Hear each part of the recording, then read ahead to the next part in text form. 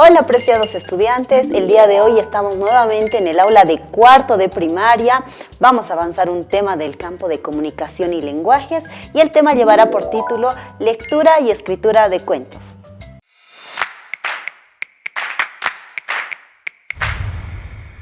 Conocemos demasiados cuentos, los hemos escuchado desde que éramos muy pequeños y hasta la fecha los vamos leyendo en la materia de lenguaje, ¿verdad? Pero vamos a conocer un poco la parte más conceptual. ¿Qué es un cuento? Es muy sencillo de darse cuenta. Que un cuento es una narración breve, con pocos personajes y que por lo general siempre nos van a narrar bastantes historias que son fantásticas. Algunas tendrán tal vez su base en un poco de la realidad y otras serán solamente fantasía. ¿A quién no le gusta escuchar un cuento? Pero hay diferentes tipos de cuento. Hoy vamos a hablar de dos, que son los principales. Tenemos el cuento popular y el cuento literario. Una se va a diferenciar de la otra de forma muy leve. El cuento popular van a ser narraciones tradicionales, imaginarias, que se transmiten de generación en generación. Esto quiere decir que el cuento popular tendrá su nacimiento en la oralidad. Es decir, en los grupos de personas que aún no conocían la escritura, pero que sí ya podían narrar cuentos que hablaban tal vez de sus tradiciones, y estos iban pasando desde los abuelitos, a los hijos, a los nietos. Ahora, el cuento literario ya será un poquito más estructurado porque este tiene que ver con la escritura. El cuento literario entonces será una narración que parte de los cuentos populares, es decir, también parten de la oralidad, pero estos ya se plasman ya sea en un libro, en un escrito. Es muy importante para saber leer y escribir un cuento, saber qué implica la lectura y qué implica la escritura. Nosotros desde que entramos a la escuela aprendemos a escribir, ¿verdad? En ese entendido, vamos a decir que la escritura va a ser un sistema de representaciones gráficas. Nosotros ponemos por escrito a través de ciertos códigos utilizando un idioma. En este caso utilizamos el idioma castellano y utilizamos códigos que son propios de este idioma. En ese entendido, por medio de estos signos trazados y grabados sobre papel o algún soporte, y digo soporte porque en la antigüedad incluso escribían en piedra, ¿verdad? Actualmente escribimos ya sea en la computadora o también en un papel. Esta escritura es un modo gráfico de conservar y transmitir información, y es así que los cuentos pueden sobrevivir en el tiempo. Ahora, cuando queremos leer, ¿qué pasa con la lectura? Este va a ser un proceso de comprensión. No solamente es descifrar aquello que vemos unos códigos en las hojas, ¿verdad? Pero no solamente es leerlo de forma repetitiva o de escribirlo, sino por el contrario, la lectura va a ser un proceso de comprender algún tipo de información. En este proceso nosotros como lectores nos vamos a enfrentar a las palabras, a los números o a los símbolos y los vamos a traducir en una información.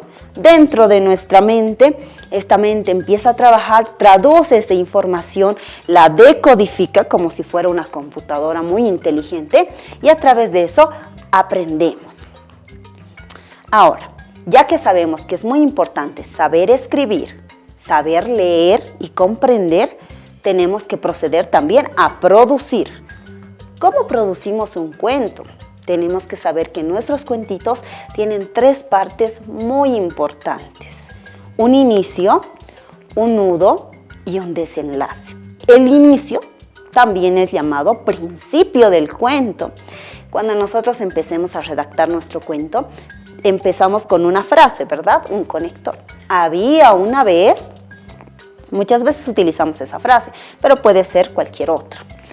Vamos a empezar en el inicio a presentar los personajes. Presentamos el lugar y el tiempo en el que han sido narrados. Y vamos a ver que en el principio de todos los cuentos siempre hay paz, hay tranquilidad. Nos cuenta cómo estaba todo en calma. Después vamos a pasar a la segunda parte del cuento, que es el nudo. Aquí ya empiezan a ver los problemas. Ese equilibrio que había en un inicio se rompe y empiezan a ver los problemas y los conflictos y nuestros personajes tienen que librar batallas, tienen que pasar aventuras. Pero también por este motivo el nudo es la parte central de nuestra narración, porque suceden todos los conflictos que viven los personajes y es la parte más interesante de nuestros cuentos. Seguidamente vamos a tener la tercera parte del cuento, que será nuestro desenlace, o también llamado final. En esta parte se cierra el cuento. En esta parte ya los problemas se van solucionando y de haber un desequilibrio, volvemos muchas veces al equilibrio, donde todo ya está bien y donde podemos decir, colorín colorado, este cuento ha terminado. O el otro final que le solemos dar es que todos vivieron felices para siempre. Quiere decir que todo ha vuelto a la normalidad.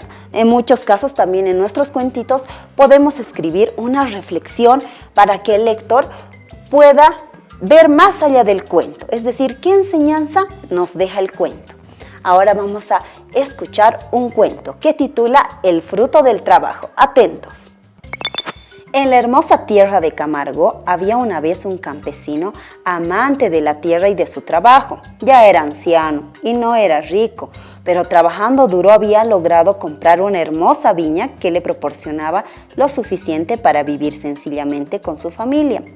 Con mucho esfuerzo había creado a sus 3 hijos sanos y fuertes, pero justamente aquí estaba su pena. Los 3 muchachos no mostraban de ningún modo ganas de trabajar, ni compartían el ímpetu de su padre. Un día, el campesino sintió que estaba por llegar su muerte. Por lo tanto, llamó a sus 3 hijos y les dijo: hijos, estoy muy cansado y creo que ya no estaré con ustedes, pero antes les revelaré un secreto. En nuestro campo, cerca de algunas de las vides, hay enterrado un tesoro en la profundidad. Si lo encuentran, los 3 podrán vivir cómodamente y felices, además de tranquilos, cuando yo haya muerto. Busquen ese tesoro y divídanlo entre los 3 como buenos hermanos. A los pocos días, el campesino murió, quedándose huérfanos los 3 hijos. Pasando un mes, el hermano mayor dijo a sus hermanos: ¿recuerdan el tesoro del que nos habló nuestro padre? Vayamos a buscarlo. Entonces los 3 hermanos, agarrando rastrillos, palas y demás herramientas, se dirigieron a la tierra y empezaron a remover profundamente. Buscaron por días y días, porque la viña era grande y no sabían dónde el padre había escondido el tesoro. Pasaron meses y no encontraron nada. Cambiaron lugares y repitieron la acción sin hallar nada. Otra vez las parcelas, con igual resultado, pero al cabo de 4 meses descubrieron que las vides estaban cargadas de enormes racimos de uvas abundantes y les dio la ganancia superior al valor del tesoro que buscaban. Después de algún tiempo comprendieron que el significado de las palabras de su querido padre querían decir que es muy importante vivir de nuestro esfuerzo y de nuestro trabajo. Así pasaron muchos años en cómoda vida y trabajando honradamente.